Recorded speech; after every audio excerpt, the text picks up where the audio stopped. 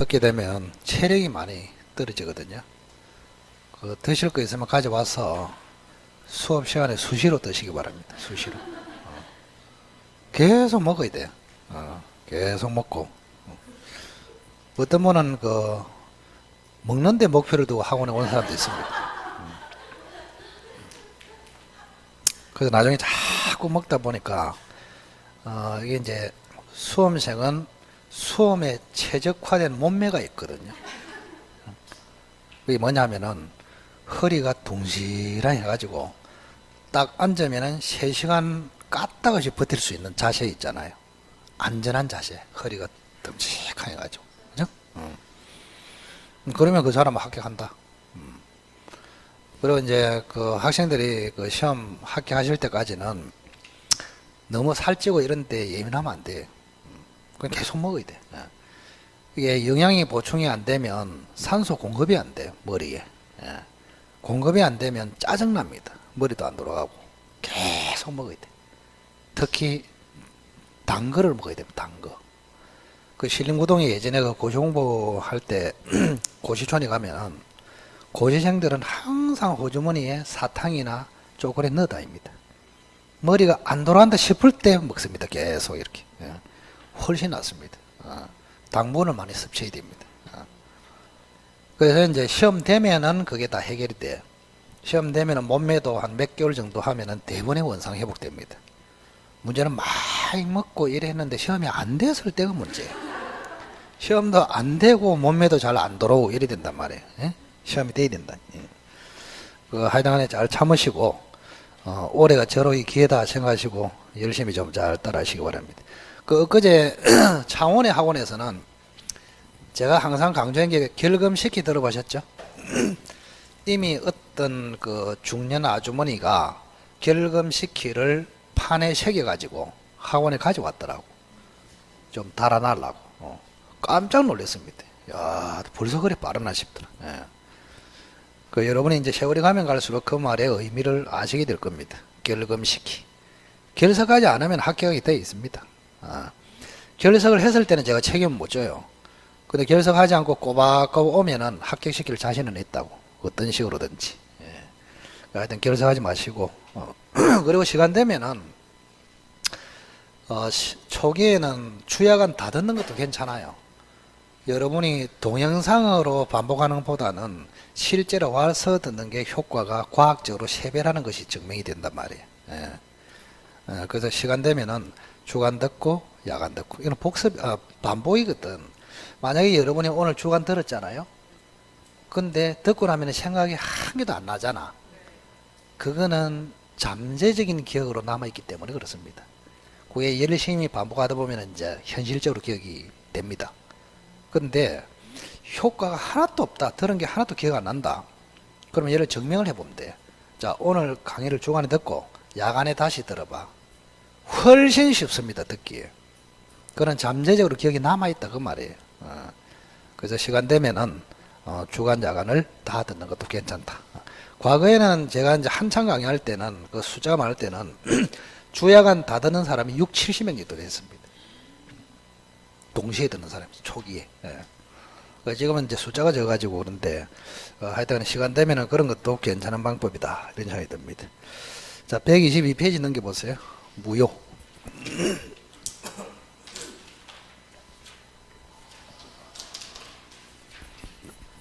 이제 선생님을 참 다 보셨나? 세법만 못 봤어요?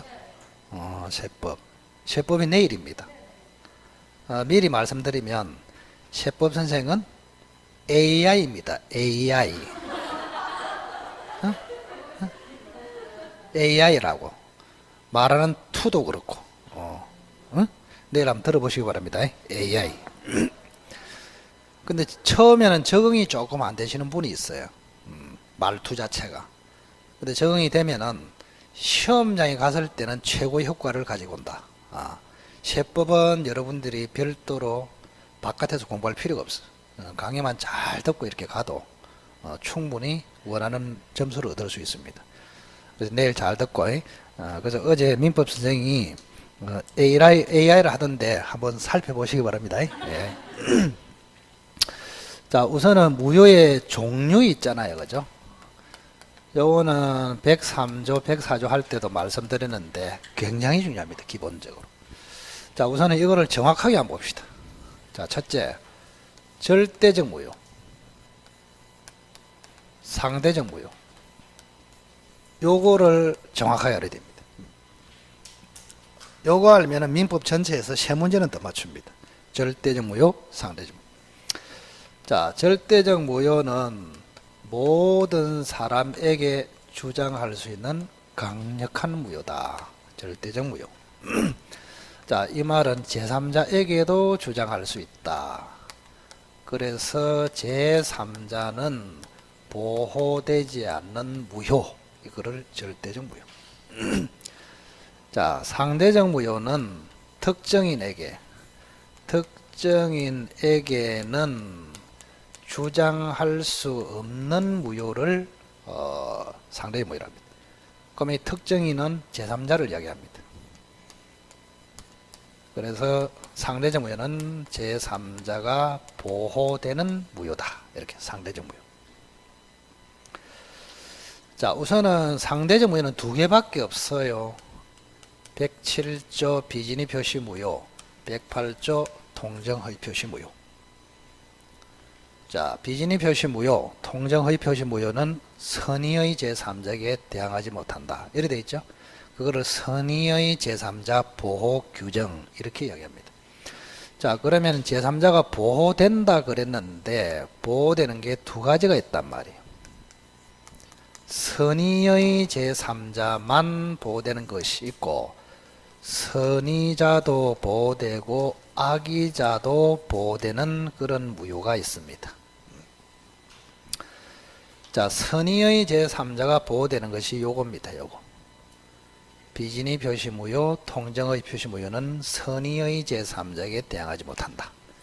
그러면 선악을 불문하고 제3자가 무조건 보호되는 게 뭐냐? 추가를 딱 해 놓으십시오. 하나는 해제입니다. 해제.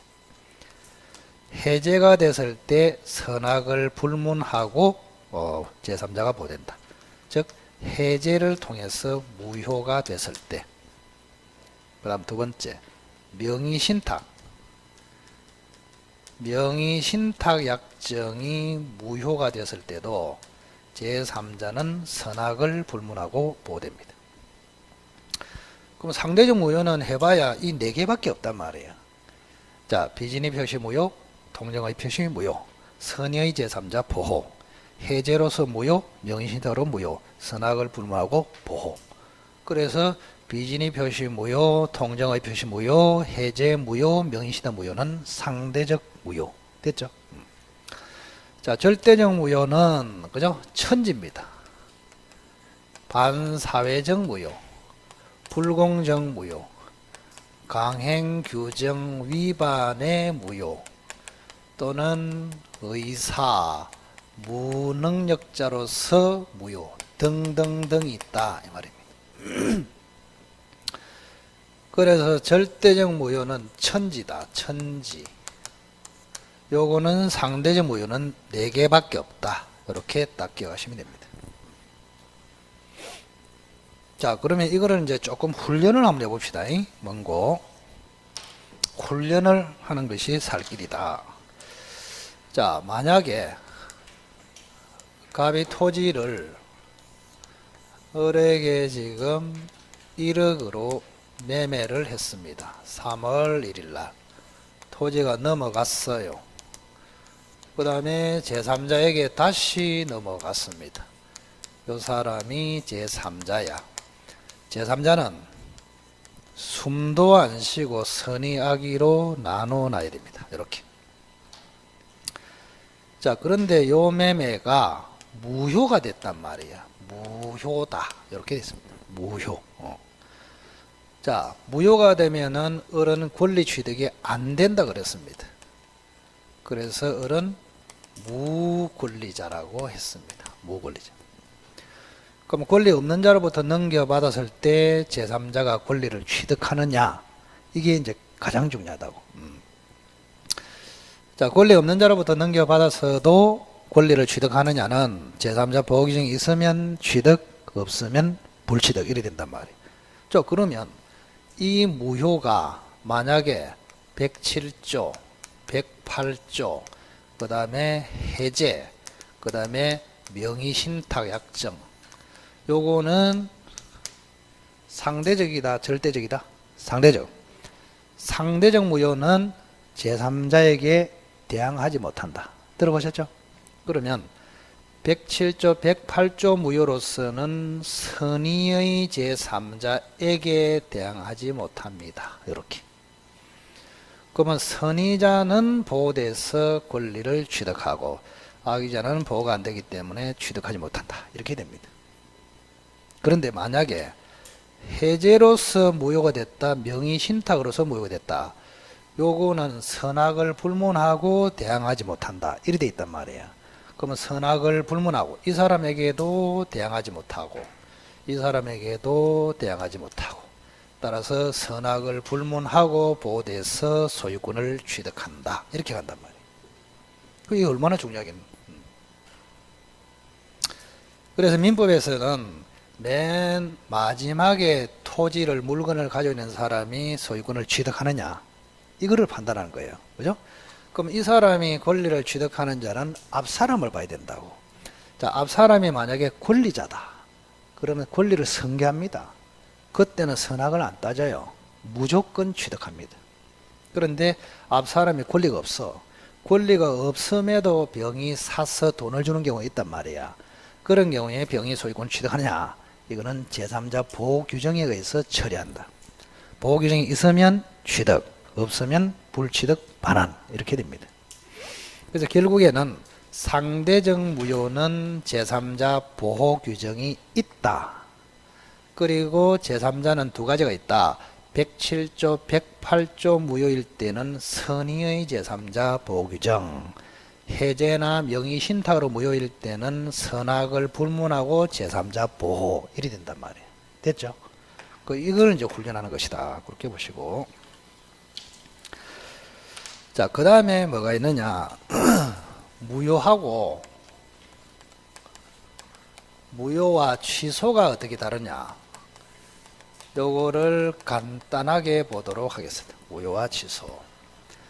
자, 무효는 애초부터 무효이고 취소는 취소의 의사표시를 해야 무효로 갑니다. 자, 첫째, 무효는 주장을 하지 않아도 됩니다. 즉 판사 앞에서 무효입니다 이렇게 주장 안 해도 돼. 판사가 직권으로 판단합니다. 무효인지 아닌지. 그런데 취소는 반드시 주장해야 됩니다.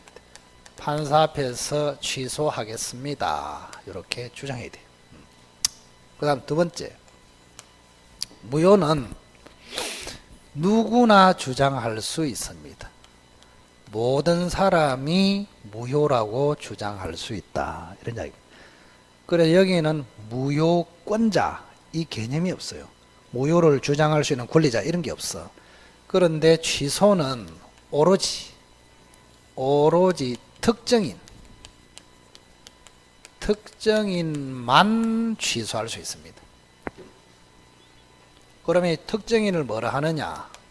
우리 140조에 딱 보면은 취소권자라 합니다. 뭐라 한다고? 취소권자만 취소라고 주장할 수 있습니다. 취소권자. 그러면 취소권자는 딱 정해져 있어. 세 마리야, 세 마리. 한 마리는 제한 능력자, 미성년자를 생각하시면 됩니다. 제한 능력자. 두 번째는 차고자, 아까 했습니다. 세 번째는 사기, 강박을 당한 자. 요 세 사람이 취소권자다. 이렇게 생각하시면 됩니다. 근데 무효권자는 있다 없다? 없어. 모든 사람이 주장할 수 있기 때문에. 자, 그 다음 세 번째. 자, 무효는요. 무효는 여기는 이제 공통점이네. 세 번째는. 자, 무효가 됐거나 취소로서 무효가 되면은 받은 게 있어. 즉 이행을 했단 말이에요. 이행 후에. 이행 후에 무효가 됐거나 이행 후에 취소가 됐어. 요렇게. 즉 토지가 넘어간 상태에서 무효가 됐어. 그러면 무효가 되면 권리가 없다 그랬죠. 권리 없는 사람이 이득을 취했습니다. 이걸 부당이득이라 합니다. 뭐라고? 부당이득. 자, 부당이득은 자기 해야 된다, 반환해야 된다. 반환해야 돼. 그래서 처음부터 무효이든지 취소를 해서 무효이든지 이행 후에 무효가 되거나 취소가 되면은 받은 게 있다면 부당이득으로 반환해야 된다. 이렇게. 우선은 이것만 기억하시라고. 무효와 취소. 간단하게 그렇게 보시고. 자, 그 다음에 뭐 있냐. 123페이지 보시면 맨 밑에 확정 무효와 유동적 무효라고 있습니다. 확정 무효와 유동적 무효. 자, 우선은 우리가 보통 무효라 하면은 확정 무효를 원칙으로 합니다. 확정 무효. 그런데 유동적 무효가 있다고. 유동적 무효. 조금 전에 유동적 무효 하나 했는데 기억이 날까? 유동적 무효라고 제가 언급을 했는데 조금 전에. 응? 괜찮다. 기억이 안 나도 슬퍼하거나 노하지 말아라. 원래 다 그렇다. 직전에 들은 것일수록 기억이 더 안 납니다. 그 어떤 학생은 선생님 직전에 했기 때문에 기억이 안 나던데요. 한 3개월 전에 했으면 기억이 날 텐데. 맛이 가도 한참 맛이 갔더라죠. 자, 요거 좀 전에 했잖아. 협의의 무권대리. 협의의. 뭐라고? 협의. 협의의 무권대리 행위는 유동적 무효라고 했어. 근데 요거보다 이제 유동적 무효에서 훨씬 중요한 게 요겁니다. 요거. 다음에 나옵니다. 토지거래구역에서 토지거래 허가구역에서 허가지역에서 허가를 받기 전에 계약, 이거를 유동적 무효 상태랍니다. 자, 이게 이제 매년 또 예상 문제야. 별 4개입니다. 별 4개. 유동적 무효. 그게 어디 있느냐. 자, 교재로 보면은 저쪽에 있네요. 129페이지.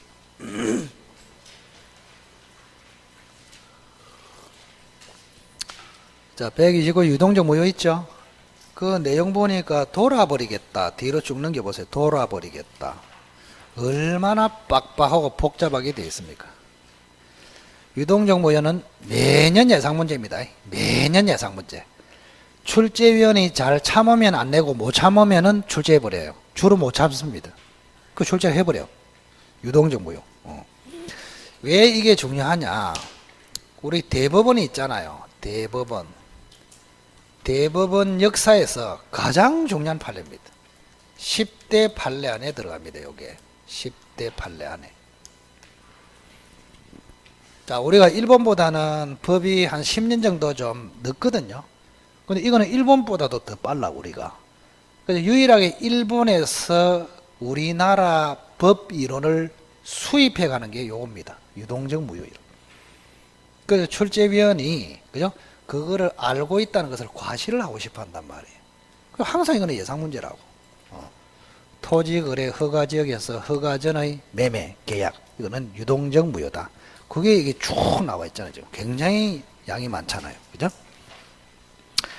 하나의 타이틀 밑에 복잡하게 판례가 어마어마하게 들어있잖아. 그 말은 출제할 게 너무나 많다 그런 뜻입니다. 그렇게 한번 보시고. 자, 그거는 이제 너무 많아서 다음에 보시고, 그 전에 저쪽에 124페이지 보세요. 일부 무효라는 것이 있습니다. 일부 무효. 일부 무효. 자, 법률 행위 중에서 일부가 무효이다. 일부 무효. 137조에 딱 들으십니다. 일부 무효. 일부 무효. 자, 일부가 무효일 때는 어떻게 되겠냐? 우리가 예를 들어서 이런 겁니다. 계약서를 썼어. 여러분들이 1항, 2항, 3항, 4항 계약서 썼어. 그죠? 그러면 요 1항 2항에 관해서만 무효이고 요거는 유효이다. 이거를 뭐란다고? 일부 무효. 일부 무효. 그러면 일부 계약서는 하나인데 부분적으로 일부는 무효이고 일부는 유효이다 그런 뜻이거든요. 그러면 이건 어떻게 처리하느냐? 원칙은 전부 무효로 처리합니다. 뭐로 처리한다고? 전부 무효. 근데 예외적으로 일부는 유효고 나머지 일부는 그대로 무효로 처리하는 경우도 있습니다. 이렇게. 그래서 조문을 딱 읽어보면 돼요. 자, 137조 보겠습니다. 자, 124페이지 맨 위에 일부가 무효인 때는 전부를 무효로 한다. 그러나 무효가 없더라도 법률행위 했을 것이라고 인정이 될 때는 나머지는 유효다. 두 번째가 훨씬 중요하죠. 뭐라고 되어 있습니까? 무효 부분이 없더라도 매매를 했을 것이라고 인정되면, 그죠? 그 나머지는 유효다. 그게 요 부분 아닙니까? 요 부분. 대표적으로 이런 겁니다. 이런 거. 자, 여기 한번 보세요. 갑이라는 사람이 토지 위에 건물을 가지고 있습니다. 이렇게. 근데 건물하고 토지를 한꺼번에 10억으로 매매를 했습니다. 토지와 건물을 포괄적으로 매매를 했단 말이에요. 이런 경우 이 토지는 규제 지역에 있습니다. 규제 지역을 다른 말로 토지거래 허가지역이라 합니다. 토지거래할 때는 허가를 받아라 그런 뜻입니다. 그것도 앞으로 다 풀릴 거예요. 토지거래 허가지역, 규제지역이야. 그럼 허가를 받아야 돼요. 자, 건물에 대해서는 허가를 받을 필요 없고 토지에 대해서는 허가를 받아야 되거든요. 그런데 토지에 대해서 허가를 받아야 되는데 못 받았어요. 이렇게. 그러면 토지 매매 부분이 무효가 됐고 건물 매매 부분은 유효가 됐다. 이 말 아닙니까? 일부 무효입니까? 자, 이걸 어떻게 처리한다고? 아무 소리 없으면 이렇게. 자, 여기는 토지다 말이야. 토지 부분은 무효이고 건물 부분은 유효이다. 이 말 아닙니까? 지금 계약서를 하나를 썼는데 일부가 무효이면 전부 뭐로 간다고? 전부 무효. 요게 무효면 이것도 무효로 처리된다고. 그래서 시험에 잘 나오는 게 뭐냐? 자, 토지거래 허가지역에서 허가를 받지 않고 토지와 지상 건물을 한꺼번에 매매했다. 이때 어른 건물에 대해서 이전 등기를 청구할 수 있습니까? 이렇게 물어봅니다. 할 수 있을까요? 자, 다시 한번. 토지거래 허가지역에서 토지와 건물을, 그죠? 매매했는데 토지에 대한 거래 허가를 받지 못했다. 이래 나왔어. 그러면 토지 부분 매매는 무효, 건물 부분 매매는 유효. 그럼 어떻게 된다고? 전부 뭐로 간다고? 무효로 간다고. 아무 소리 없으면. 그러니 어른 토지는 물론이고 건물에 대해서도 이전 등기를 청구할 수 없다. 이게 답이란 말이에요. 오케이? 자, 그런데 이런 경우 있죠. 토지 부분이 없더라도 건물이라도 매매했을 것이라고 인정이 되면은 건물 부분은 유효다. 이런 경우는 건물에 대해서는 이전 등기를 청구할 수 있다. 이렇게. 실전 시험에 이렇게 나온다고. 조문은 이렇게 돼 있고. 그래서 추상적으로 글을 읽어가지고는 답을 못 내요. 글을 읽고 사례에서 적용을 할 줄 알아야 된다고. 자, 다시 한번. 대표적인 예가 이거야. 자, 규제지역에서 허가를 받지 않고 토지와 건물을 한꺼번에 매매했다. 이때 어른 건물에 대해서 이전 등기를 청구할 수 있느냐? 이렇게 물어요. 그러면 토지 부분은 무효, 건물 부분은 유효. 일부 무효 맞죠? 일부 무효는 뭐로 취급한다? 전부 무효. 따라서 토지도 무효, 건물도 무효이기 때문에 어른 원칙적으로 건물에 대해서도 이전 등기를 청구할 수 없다. 그러나 단서에 따라서 자, 토지 부분을 매매하지 않았더라도 건물이라도 매매했을 것이라고 판사가 인정을 해주면 건물 매매는 유효하다. 건물 매매는 유효하다. 그때는 건물에 대해서는 이제 넘기를 청구할 수 있다. 이렇게. 오케이? 그 정도입니다. 그 정도. 자, 하나만 하고 끝냅시다. 자, 125페이지 보세요. 125페이지. 무효행위 전환이 있잖아요. 무효행위 전환. 그 다음에 127페이지는 무효행위 추인이 있습니다. 전환과 추인. 전환과 추인. 자, 우선은 여기 보세요. 추인부터 합시다. 추인. 추인까지만 하겠습니다. 전환은 다음 시간에 하고. 자, 139조에 보면은 무효행위에 대한 추인이 있습니다. 무효행위에 대한 추인. 우리가 앞으로 추인이란 말이 굉장히 자주 나옵니다. 1번, 2번, 3번 세 가지를 우선 알아야 됩니다. 자, 따라해 보세요. 무권대리 추인, 무효행위 추인, 취소할 법률행위 추인. 이거 입에 익어야 돼, 계속. 자, 무권대리 추인, 무효행위 추인, 취소할 법률행위 추인. 그 중에서 요거 한단 말이야. 무효행위 추인. 예. 자, 추인이란 말은, 그죠? 유효로 살려내겠다. 이걸 추인이라 합니다. 유효로 살려내겠다. 무효행위 추인.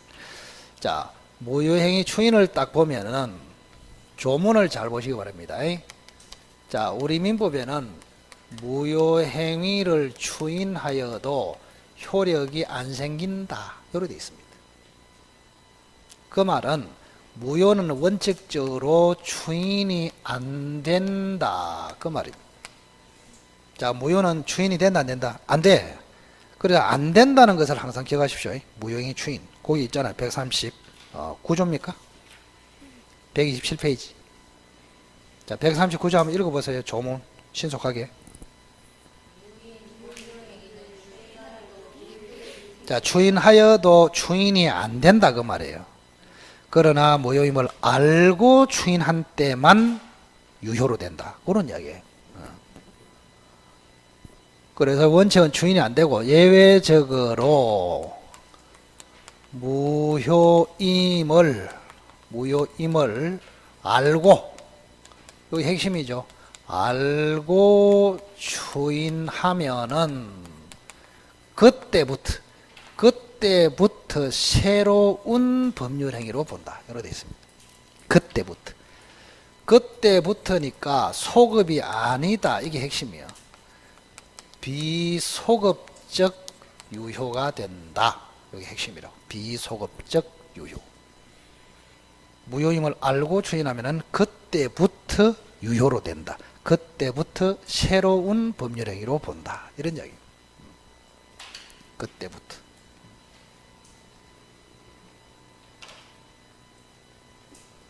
자, 그래서 여기까지 하고 다음 주에는 뭐를 하느냐. 제가 다음 주에 오면은 뭐 합니까? 그러면 138조 무효행위 전환할 차례입니다. 그렇게 하시기 바랍니다. 됐죠? 하시고, 그리고 다음 주에는 어디까지 하느냐. 대충 예고를 할게요. 대충 예고. 어디까지 할까?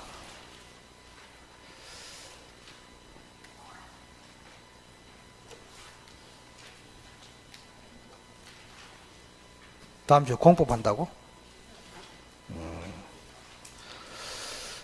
아마 다음 주에는 뭐 한 60페이지 정도 나간다 이렇게 생각하시면 됩니다. 근데 하루에 여러분들 6, 70페이지 진도 나간다 이렇게 생각하면 돼요.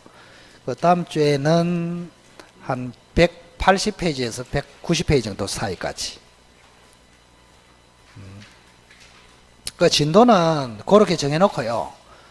오늘도 원래는 그 대리까지만 한다고 이야기했잖아요. 그죠? 근데 생각보다는 조금 눈빛이 마음에 들어서 조금 더 나은 것이에요. 그 강의 수준도 진도도 여러분이 눈빛이 결정한다 이렇게 생각하시면 됩니다. 그 다음 주에는 요 정도로 해놓고 눈빛이 좋으면은 좀 더 하고 안 좋으면은 안 하고 이렇게 됩니다. 네? 네. 그 아이들 간에 건강 조심하시고 결석하지 말고 꾸준하게 좀 잘 좀 하시기 바랍니다. 아시겠죠? 하여튼 간에 내일도 한 번도 빠짐없이 AI를 맞이하시기 바라겠습니다. 자, 고생 많았습니다. 수고했습니다.